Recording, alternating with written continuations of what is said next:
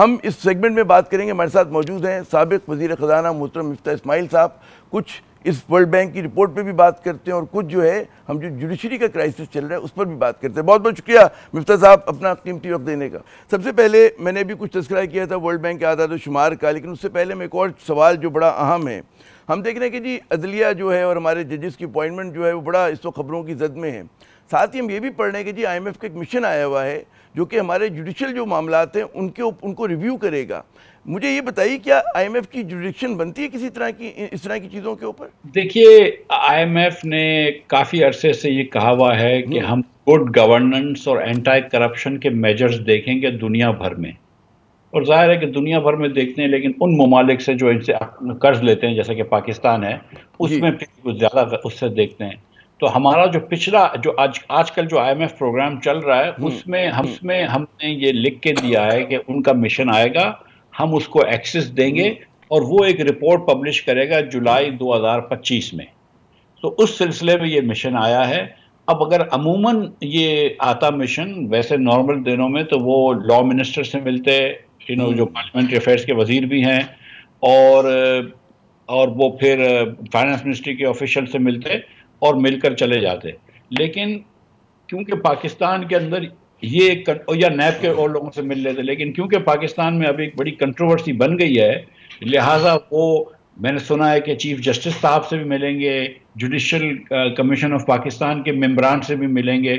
تو پھر اس کی ایک رپورٹ آئے گی اور یہ رپورٹ کے بعد میرے خیال سے اگلے سال کا جو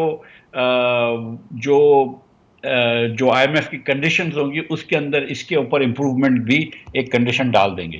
یہ آپ کو لگتا نہیں کہ ٹائمنگ بہت ہی پاکستان کے لیے مشکل ہو گئی, کیونکہ جتنا بڑا تنازع کھڑا ہوا ہے, وکلا احتجاج کر رہے ہیں, اس پہ اختلاف احتجاج کر رہی ہے, ججز جو ہیں وہ ناراض ہیں, تقسیم بڑی واضح ہے, تو یہ فرق نہیں پڑے گا کیونکہ اگلے سال رپورٹ کو آنا ہے تو پاکستان نے کہا بھی کر لیں آپ, آ جائیں ہمارے پاس.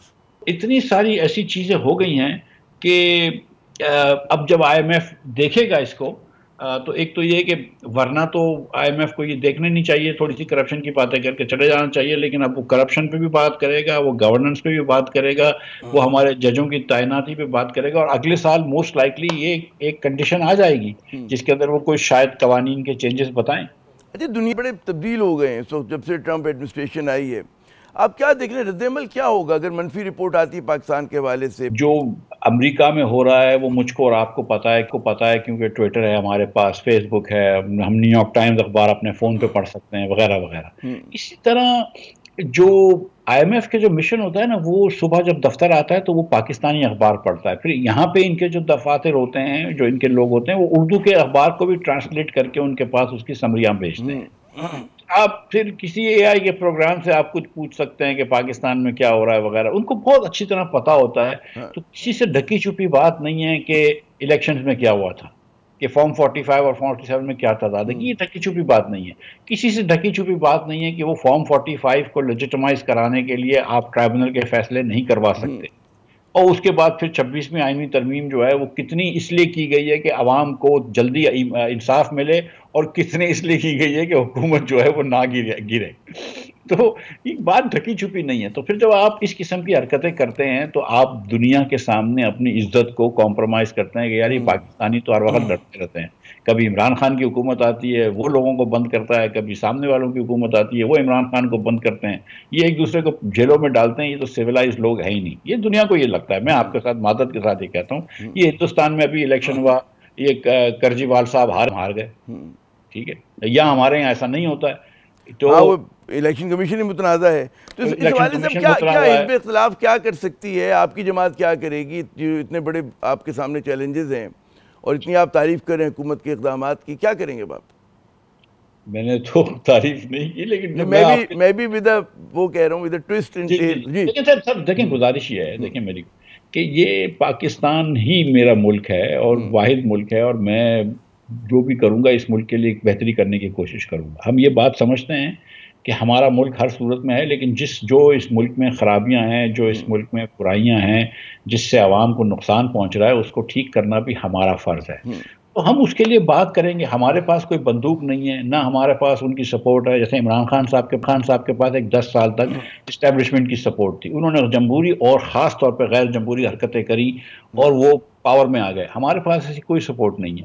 ہم تو عوام کے سامنے اپنی بات رکھیں گے، اور ہم بات ہی رکھ سکتے ہیں. ہم کسی سے زبردست نہیں کہہ سکتے کہ ہم کو ووٹ دو، نہ ہم کسی کو آروپ سے. یہ جو ایک موو بن رہا ہے گرینڈ اپوزیشن الائنس کا، اس میں آپ لوگ شامل ہوں گے. ایک اجلاس میں بیٹھے ہوئے تو تھے آپ کے شاہد خاقان عباسی صاحب. ایک سے زائد اجلاس ہوئے ہیں ایکچولی. اب ہمارے پاس تشریف بھی لائے تھے محمود خان اچکزئی صاحب اور پی ٹی آئی کے لیڈران اور دیگر پارٹیوں کے لیڈران. دیکھیں، ہم نے کہا ہے کہ ہم اپنی پارٹی میں آپس میں یہ بات کریں گے، لیکن اس میں مولانا فضل الرحمان صاحب کا بھی ایک بڑا رول ہے، حافظ نعیم جماعت اسلامی کے، ان کا بھی بڑا رول ہے. تو اتحاد اگر بنے گا تو ان سب کو ساتھ لے کر آئیں گے. اور دوسری بات یہ ہے کہ ہماری جو سوچ ہے وہ الیکٹورل الائنس کی بالکل نہیں ہے، کوئی اتحاد کی نہیں ہے. ہماری سوچ صرف یہ ہے کہ یار جو بیسک منیمم ایگریمنٹ ہونا چاہیے وہ آئین کی بالادستی پہ ہونا چاہیے. اور فریش الیکشن ہوں گے اس میں نہیں ہوں گے؟ سر دیکھیں، پہلا قدم جو ہے نا آئین کی بالادستی کا وہ ہے کہ جس کا حق ہے اس کو الیکشن اس کو جیتنے دینا چاہیے. ٹھیک ہے، ہاں، ایماندارانہ منصفانہ ہوں. اچھا، کیونکہ وقت بغیر آپ کیسے آئین کی بات ہی کیسے کر سکتے ہیں؟ یہ ساری جو مسائل آج ہو رہے ہیں، جو آئین کے ساتھ جو کھلواڑ ہو رہا ہے، وہ اس لیے ہو رہا ہے نا کہ ایک حکومت جس کے پاس 17 سیٹیں ہیں، آپ اس کو یا 18 ہیں شاید غالباً، اس کو آپ نے حکومت دے دی ہے. تو اب اس کو بچانے کے لیے، اس بڑے جھوٹ کو بچانے کے لیے پھر 1000 جھوٹ بولنے پڑتے ہیں.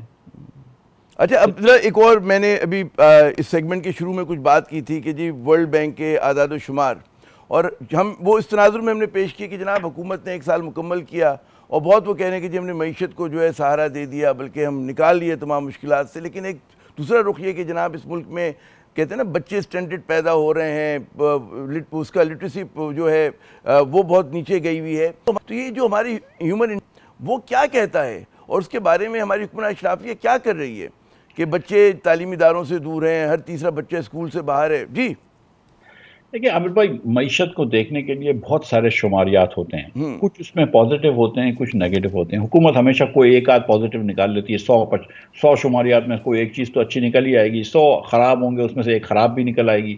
تو اپوزیشن والے خراب دیکھتے ہیں، حکومت والے اچھے دیکھتے ہیں. لیکن ایک جو نمبر ہے نا، وہ بیسک نمبر ہوتا ہے. اور وہ نمبر ہوتا ہے جی ڈی پی پر ہیڈ، کہ آمدن پر پرسن آمدن کتنی ہوئی، ریئل، ناٹ نامینل، جس کو ریئل مراد ہے کہ انفلیشن ایڈجسٹڈ پر پرسن آمدن کتنی ہوئی.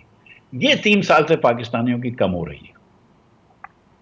یہ اس سال بھی پاکستانیوں کی کم ہوئی ہوگی، جو کرنٹ ایئر میں، جو کیونکہ وہ حکومت تو مارچ میں آئی ہے لیکن فسکل ایئر جولائی سے شروع ہوا ہے. تو گزارش یہ ہے کہ پچھلے 3 سال میں لوگوں کی آمدن جو ہے وہ کم ہوئی ہے، لہٰذا چیزیں ان کی دسترس سے زیادہ نکل گئی ہیں باہر. جو پچھلے سال گو کہ انفلیشن زیادہ تھا، یعنی کہ مہنگائی جس رفتار سے بڑھ رہی تھی وہ رفتار تیز تھی، لیکن پھر بھی وہ چیز جو خرید سکتے تھے اور بڑی مشکل تھی، وہ اس سال اس کی مزید مشکل ہو گئی ہے. گو کہ رفتار کم ہوئی ہے ان کی مہنگائی کی، مگر انکم کی رفتار مزید کم ہوئی ہے بڑھنے کی. تو کیونکہ ایکچولی انکم بڑھ نہیں رہی ہے، انکم کم ہو رہی ہے، تو چیزیں تھوڑی سی بھی مہنگی ہو رہی ہیں لیکن آپ کی آمدن تو کم ہو رہی ہے، تو وہ آپ کے لیے مشکل ہے. تو جو بیسک اسٹیٹسٹک ہے وہ دیکھنے کی ہے. جو آپ ورلڈ بینک کی بات کر رہے ہیں، تو ورلڈ بینک نے ایک جو شمار پبلش کیا ہے، شائع کیا ہے، وہ یہ ہے کہ 10 کروڑ 50 لاکھ پاکستانی خط غربت کے نیچے ہیں.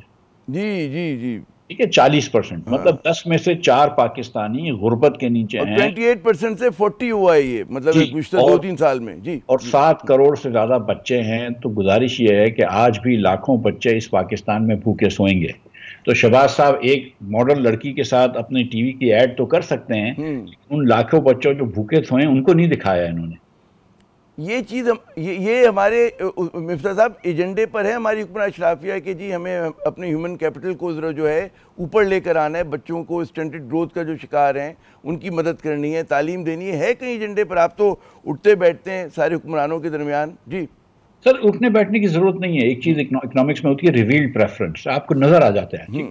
اگر تو 70 سال میں اشرافیہ کی یہ نیت ہوتی کہ غریب لوگوں کو اوپر لانا ہے، تو کچھ تو ایک آدھ تو غریب آدمی اوپر آیا ہوتا نا. ایسا تو نہیں ہوتا. آج 2 کروڑ 60 لاکھ پاکستانی بچہ اسکول کے باہر ہے. ہندوستان جو ہم سے 4-5 گنا بڑا ملک ہے، اس میں 11 لاکھ بچہ صرف اسکول کے باہر ہے. تو یہاں پہ اسکول کے باہر بچوں کی تعداد کم کیوں نہیں ہوئی؟ یہ 1500 ارب روپے خرچ کرتے ہیں چاروں صوبے ملا کر تعلیم کے اوپر. ایسا کیوں ہے کہ 10 میں سے 8 بچے جو ہیں وہ 2 جملے نہیں پڑھ سکتے 10 سال کی عمر میں؟ تو تعلیم تو اچھی نہیں دیا کہ سندھ کے اندر جو تعلیم کا حال ہے کہ 70% بچے جو ہیں وہ 5ویں جماعت کے، وہ دوسری جماعت کی میتھ نہیں کر سکتے. تو یہ سر، یہ کہنا کہ ان کی کوئی نیت ہے خدمت کرنے کی، وہ نہیں ہے. لیکن اسی لیے یہ خاندانیوں کی حکمرانیاں ہیں کہ میاں نواز شریف صاحب کے خاندان میں ان کی بیٹی یا ان کے بھائی ہیں جو کہ لائق ہیں چیف منسٹر بننے کے یا پرائم منسٹر بننے کے، ان کی پارٹی میں اور کوئی بھی نہیں ہے. اسی طرح بھٹو خاندان کے اندر بھی سیم ہے. اور ہم نے یہ دیکھ لیا معذرت کے ساتھ کہ پی ٹی آئی کے اندر بھی صرف ایک عمران خان کی جو ڈکٹیٹوریل مرضی ہے وہ فیصلہ ہوگا، اور اگر عمران خان کے فیصلے کے اوپر کوئی اور فیصلہ کر سکتا ہے تو وہ بیگم صاحبہ ہیں، اس کے علاوہ کسی کی وہ نہیں ہے.